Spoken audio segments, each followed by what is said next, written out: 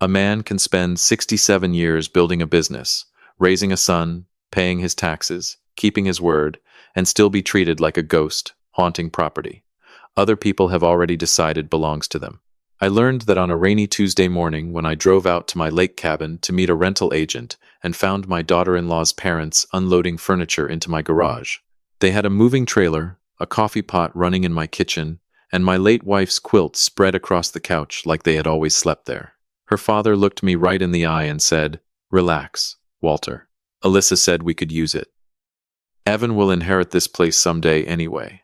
That was the moment I stopped being angry. Anger is noisy. What I felt after that was quieter than anger, and a whole lot more useful. My name is Walter Grady. I'm 67 years old, born outside Knoxville, raised in eastern Tennessee, and I spent 41 years running Grady Custom Millwork before I sold the company and retired. I have one son, Evan, 35, an engineer with a good head, a soft heart, and a habit of trusting people longer than they deserve. He married Alyssa Collins 4 years ago. I never disliked Alyssa. Let me say that plainly. She was polite, sharp, good with details, and she made Evan happy in a way I had prayed to see after his mother passed. Her parents were another matter. Victor Collins was the kind of man who walked into a room already looking for the biggest chair. His wife, Brenda, smiled with her mouth while her eyes measured what everything cost. They lived in Jackson, Mississippi, and every visit came with a story about a bad investment, a medical bill, a business opportunity, a cousin who owed them money, or some reason why everybody around them had failed to appreciate their worth. I had a cabin on Douglas Lake, about an hour and 20 minutes from my house. It wasn't a mansion.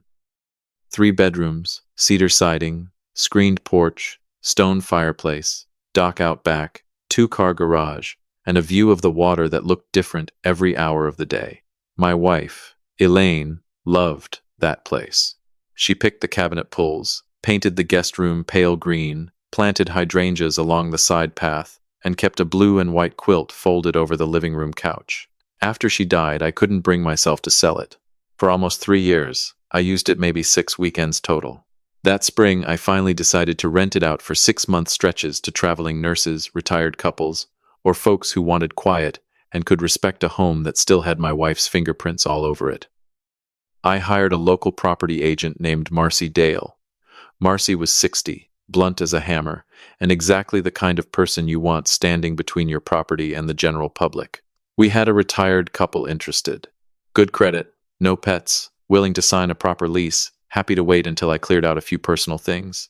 So I drove to the cabin that Tuesday to meet Marcy at 10:30, take final photos, remove Elaine's quilt, grab some old files from the office closet, and reset the lockbox. Rain came down soft and steady the whole drive.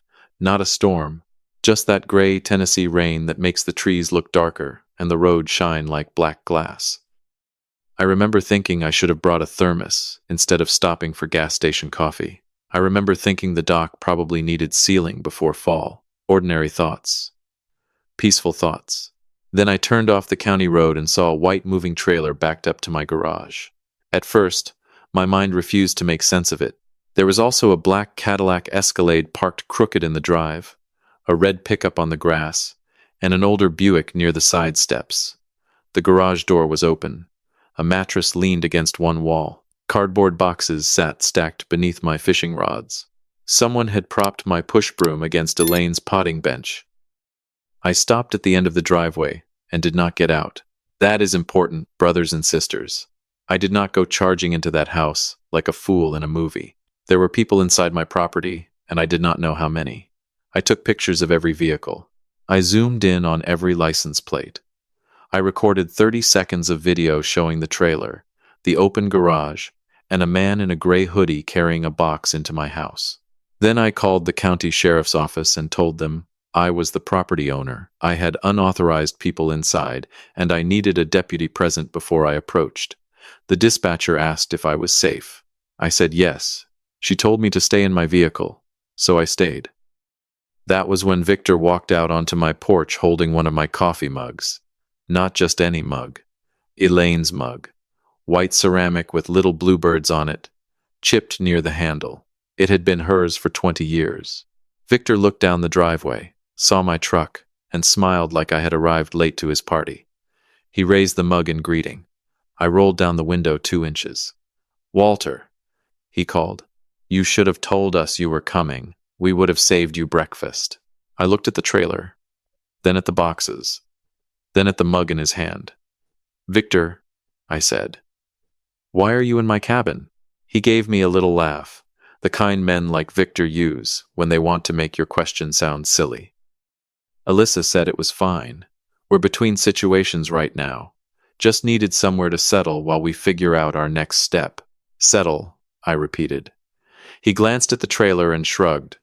"Couple weeks, maybe a month. No need to make a thing out of it. Family helps family."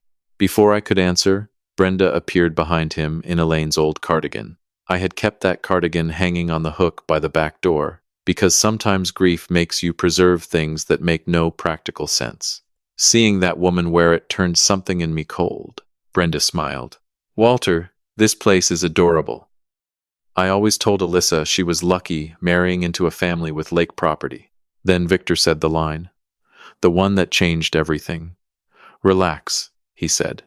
"Alyssa said we could use it. Evan will inherit this place someday anyway." A younger man might have shouted. I am not a younger man. I looked at Victor, then at Brenda, then at the mug and cardigan and open garage behind them. Then I said, "The sheriff is on the way." Victor's smile dropped half an inch. "For what?" "For people moving into my house without written permission." Brenda's mouth tightened. "Walter, don't be dramatic." "I am being very calm," I said. "That is not the same thing." A deputy arrived 11 minutes later. His name was Deputy Calder, early 40s, polite, careful, with the patient eyes of a man who has heard every family excuse on earth. I gave him my license, the deed information on my phone, and the access code record showing the only authorized codes were mine and Marcy's. He walked up with me. There were 7 people inside my cabin. Victor and Brenda, Alyssa's brother, Nolan, Nolan's girlfriend, Brenda's sister, a teenage nephew sprawled on my recliner with muddy sneakers on the cushion, and one man I had never met, standing in my kitchen spreading cream cheese on a bagel over one of Elaine's cutting boards. Boxes filled my hallway. Someone had carried a dresser into the guest room. A laundry basket sat on the bathroom floor. In my office, 2 suitcases were open on the daybed. They had not come for a weekend. They had come to occupy. Marcy arrived while Deputy Calder was still sorting names. She stood in the doorway with her raincoat dripping onto the mat and looked at the mess like she was inspecting a crime scene. "Walter," she said quietly, "you want me to cancel today's rental photos?" "Not cancel," I said. "Postpone." Victor heard that and tried to laugh again. It did not land this time. "Come on," he said to the deputy. "This is a family misunderstanding." Deputy Calder looked at me. "Did you give any of these individuals permission to enter or stay here?" "No." "Did you authorize anyone else to give permission on your behalf?" "No." Victor pointed toward me with Elaine's mug still in his hand. "His daughter-in-law gave us the code." The deputy turned back to him. "Is she the owner?" Victor said nothing. "No," I said. "She is not." That was the first time I saw Brenda look worried. The deputy did not arrest them that morning, though I would have had every right to push harder.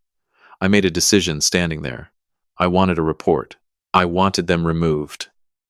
I wanted names, plates, photos, and a legal record. I did not want Evan learning from a jail phone call that his wife's parents had been hauled out of his mother's cabin. Not yet. Not before I understood how deep this went. They were given 2 hours to load what they had brought in. Deputy Calder stayed. Marcy stayed. I stayed on the porch and watched rain drip from the eaves, while Victor's family carried boxes back to the trailer in silence. When Victor came out with the last box, he paused beside me. "You're making enemies you don't need," he said. I looked at the coffee mug in his hand. "Put it on the rail." His jaw worked once. "Now," I said. He set it down. After they pulled out, Marcy called a locksmith before I even asked. By 3 that afternoon, every exterior lock had been changed. The garage code was erased. The alarm company had a new password. 2 cameras were installed by sunset, one at the driveway and one pointed at the dock. I paid the bill before the installer left. Then I called my son. Evan answered cheerful. Hey, Dad, you at the lake? Hey, yes, I said. I need you to answer me carefully. Did you give Alyssa the cabin code? There was a pause. Yeah, last winter. She said she wanted to drop off those Christmas dishes you sent home with us. Why? Did you tell her she could give that code to her parents? No. His voice changed immediately. Dad, what happened? I told him, not with heat. Heat makes people defensive. I gave him facts. Trailer. Boxes. 7 people. Elaine's cardigan. The sheriff's report. The locks. By the time I finished, Evan was breathing like a man trying not to break something. I didn't know, he said. I believe you. I'm calling Alyssa. You will, I said. But listen to me first. This is not a fight between you and me. This is not me punishing your marriage. This is me protecting what your mother and I built. I know. No, I said. You don't know yet. But you will. After I hung up, I called my attorney, Judith Marks. Judith had handled the sale of my company, Elaine's estate, and enough contracts over the years to know when my voice meant business. I sent her photos, the deputy's report number, names, and plates. She called me back 40 minutes later. Walter, she said, this was not borrowing a weekend. I noticed. Did you find mail? No. Look. So I looked. In the kitchen drawer, under a stack of takeout menus that had not been there before, I found a folded receipt from a storage facility in Sevierville. Delivery address. My cabin. In the trash beside the desk, Marcy found a torn envelope from a Mississippi insurance agency addressed to Victor Collins at my lake address. In the office, behind the printer, I found a handwritten list in Brenda's neat script. Change mailing address. Call electric company. Ask Alyssa about title timeline. Talk to realtor. Do not mention to Evan yet. That last line sat there like a snake on the floor. I sent a picture to Judith. She called back and said only 2 words. Come tomorrow. The next morning, I sat in Judith's office with coffee I did not drink while she spread documents across her conference table. She had already drafted a formal trespass notice to Victor and Brenda Collins. She had a letter to Alyssa, separate and measured, revoking any permission she believed she had to access the cabin. She had instructions for the alarm company, the sheriff's office, and Marcy. Then she placed 1 yellow legal pad in front of me. Now, she said, we talk about your estate. I leaned back. I'm listening. She tapped the pad with her pen. Your current will leave most assets to Evan outright, correct? Yes. And if Evan receives assets outright after your death, those assets can become vulnerable depending on how they're handled, mixed, borrowed against, pressured, or dragged into marital conflict. I looked toward the window. Rain had followed me back to Knoxville. It streaked down the glass in thin, crooked lines. Judith waited. Good attorneys know when silence is working. Finally, I said, Elaine used to tell me I was generous with doors. What does that mean? It means I leave too many open. Judith nodded once. Then let's build walls. For the next 3 weeks, I did not argue with Alyssa's parents. I did not answer Victor's 2 calls. I did not respond to Brenda's long text about humiliation and family compassion. I did not post anything online. I did not gossip with neighbors. I took every document Judith prepared, signed what needed signing, and followed instructions. The cabin rental was delayed, but not ruined. Marcy found a different couple, a retired Navy man and his wife, and I personally walked them through the property after everything had been cleaned. I told them there had been an unauthorized access issue, that it had been handled legally, and that they would be safe and undisturbed.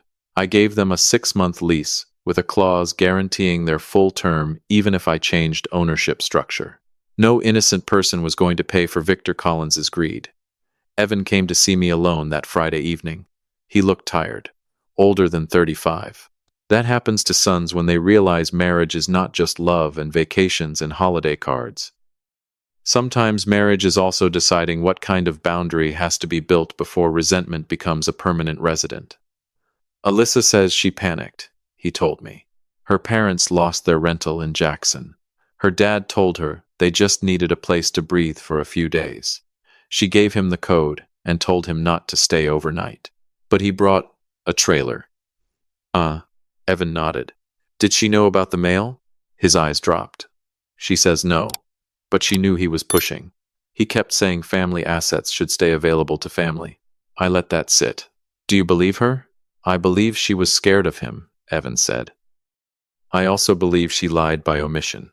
That was a hard sentence for a son to say. I respected him for saying it. I stood, went to the mantel, and picked up a photograph of Elaine at the cabin. She was laughing in that picture, wearing a straw hat too big for her head, holding a paintbrush because she had decided the porch railing needed one more coat for the third time that summer. I loved your mother more than anything, I said.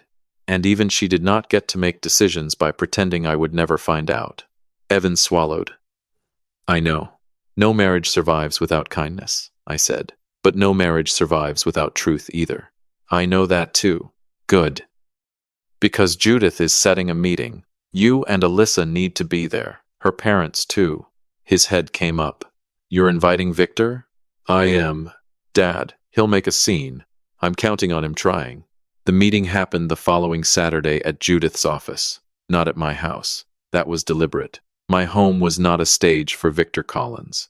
Judith's conference room was neutral ground, with cameras in the hallway, a receptionist out front, and a deputy report already in the file. I arrived first. Navy suit, gray tie, polished shoes. Not for drama, for discipline. Judith had the documents stacked in exact order. She also had printed photos from my driveway camera, the sheriff's report, the insurance envelope, the storage receipt, and Brenda's handwritten list. Evan and Alyssa arrived together. Evan looked steady. Alyssa looked pale. She had cried before coming, I could tell. I felt sorry for her, but I did not let that feeling move the line. Victor and Brenda arrived 7 minutes late. Victor wore a sport coat and the expression of a man prepared to dominate a room. Brenda wore pearls and carried a folder, which told me she thought this was a negotiation. It was not. Judith began before anyone settled comfortably. Thank you for coming. This meeting concerns unauthorized access to Mr. Grady's lake property, misuse of security credentials, attempted establishment of mailing presence, and changes to Mr. Grady's estate structure going forward. Victor laughed once. Estate structure? Walter, you dragged us here to scare your own family with lawyer words? Judith looked at him over her glasses. Mr. Collins, if you interrupt me again, this meeting ends and all future communication goes through certified mail. Victor leaned back. Brenda touched his sleeve. Judith continued. She started with the cabin. Private property. Sole owner. Walter Grady. No ownership interest held by Evan Grady. No ownership interest held by Alyssa Grady. No authority granted to Victor or Brenda Collins. The sheriff's report was entered into the file. The trespass notice was already sent by certified mail. Any future entry, attempt to enter, use of address, delivery arrangement, utility inquiry, or representation of residency would be treated as intentional and referred back to law enforcement. Victor's face darkened. This is ridiculous. We are his son's in-laws. I spoke for the first time. You are people who moved furniture into my dead wife's cabin. That shut the room down. Alyssa put a hand over her mouth. Evan stared at the table. Brenda's eyes flickered. Victor looked away first. Judith slid the printed photograph across the table. Victor on my porch holding Elaine's mug. Brenda behind him in Elaine's cardigan. The moving trailer in the background. Then Judith placed Brenda's handwritten list beside it. Ask Alyssa about title timeline. Do not mention to Evan yet, Brenda whispered. That was private. I looked at her. So was my cabin. Nobody spoke for a full 5 seconds. Judith moved to the next document. Mr. Grady has transferred the lake property into the Elaine Grady Memorial Property Trust. It is no longer an asset that can be casually accessed, pledged, occupied, borrowed against, or inherited outside the terms of the trust. Victor sat forward. You can't just... I can, I said. I did. Judith continued as if he had not spoken. The trust allowed the property to be rented, maintained, or sold only under trustee authority. Evan would eventually benefit from the trust, but not through direct, unstructured ownership. Any spouse seeking access to trust benefits shared use, or derivative claims would require a postnuptial agreement reviewed by independent counsel. No in-law, parent of a spouse, sibling of a spouse, or extended family member would have any right of access without written authorization from the trustee. Alyssa closed her eyes. Victor turned on her. Are you hearing this? He's treating your family like criminals. Evan's voice came quiet but firm. You used my wife to get into my mother's cabin. Victor blinked. It was the first time all morning he looked genuinely surprised. Evan continued. You told Alyssa you needed help. You told her not to worry me. You moved in anyway. Then you made a list about title timeline. That list doesn't mean anything, Brenda said quickly. Judith slid over the insurance envelope and the storage receipt. It means enough, Judith said. Then came the part Victor had not expected. Judith opened the final folder and explained that I had also revised my broader estate plan. Evan remained my primary beneficiary. That never changed. My son was not being punished for someone else's conduct, but all major assets would pass through structured trusts. There would be no sudden pile of money landing in a joint account for other people to circle like buzzards. There would be protections. There would be trustees. There would be conditions. Future grandchildren, if I was blessed with them, would have education funds protected from parents, grandparents, debts, pressure, and foolishness. Alyssa began to cry silently. Brenda looked at those papers like they were a door closing. Victor stared at me. You think money makes you better than us? No, I said. I think my work makes it mine. He slapped his hand on the table. Judith stood immediately. Mr. Collins, she said. This meeting is over for you unless you regain control of yourself. Victor's face had gone red. You are turning my daughter against her own blood. Alyssa spoke then, barely above a whisper. No, Dad, you did that. Victor froze. She looked at him, and I saw something I had not seen in her before. Not strength exactly. The first painful inch of it. I gave you the code because you said you were desperate, she said. You promised me you only needed to look at the place for a weekend. Then Mom sent me pictures of boxes. Then you told me not to tell Evan yet. You made me feel like saying no meant I wasn't a good daughter. Brenda started crying, but it had the practiced rhythm of a woman reaching for an old tool. Alyssa shook her head. No, not this time. Evan reached for her hand. She let him take it. I watched my son do that, and something in my chest loosened. Not because everything was fixed. It wasn't, but because he was not blind, and she was not pretending, and sometimes a family has to tell the truth before it can decide whether it still has a chance. Victor stood. Come on, Brenda. Judith lifted one page. Before you leave, Mr. and Mrs. Collins, you need to understand this. The trespass notice does not require your signature to be valid. Your certified receipt is already confirmed. You are legally on notice. If you return to Mr. Grady's cabin, his residence, his business office, or any property under his trust, without written permission, there will not be another meeting. Victor looked at me one last time. He wanted a fight. He wanted noise. He wanted me to give him something he could carry home and call cruelty. I gave him nothing. Victor, I said, you walked into my property with a trailer and called it family. You walked out with a police report and a trust. That is the whole story. He left without answering. Brenda followed him. She did not look at Alyssa on the way out. After the door closed, the room was quiet. Judith gathered the Collins file and moved it aside. Then she looked at Alyssa. You will need your own attorney if you choose to sign the postnuptial agreement. Mr. Grady will not select that attorney for you. Evan will not select that attorney for you. It must be independent and voluntary. Alyssa nodded. I understand. I looked at her. This is not revenge against you. She wiped her face. It feels like I earned some of it. Maybe, I said. But the purpose is not to hurt you. The purpose is to make sure nobody can use you as a side door into what Elaine and I built. That broke her more than anger would have. I'm sorry, she said. I know. Not, it's okay. It was not okay. But apology, real apology, deserves to be recognized. Evan walked me to my truck afterward. The rain had cleared, and the parking lot smelled like wet asphalt and summer grass. He stopped beside my door and said, Mom would have hated seeing her cardigan on Brenda. Yes, I said. She would have. She would have liked the education fund. That made me smile despite myself. She would have asked why I didn't think of it sooner. Evan laughed once, small and tired. Then he hugged me. My son is not a dramatic man. Neither am I. But he held on a second longer than usual, and that was enough. 6 weeks later, Alyssa signed the postnuptial agreement with her own attorney. Evan told me they had started counseling.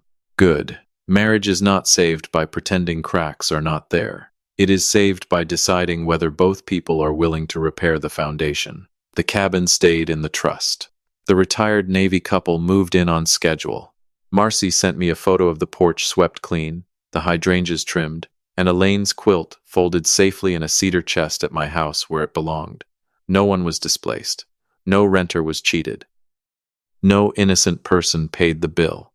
Victor tried once to send a package to the cabin address. It was refused and documented. He called Evan twice, yelling about disrespect. Evan hung up both times. Brenda sent Alyssa a message saying, "After all we sacrificed for you." Alyssa did not respond for 3 days, then wrote back, "You sacrificed my honesty to protect your comfort. I'm not doing that anymore. I still go to the cabin sometimes between tenants.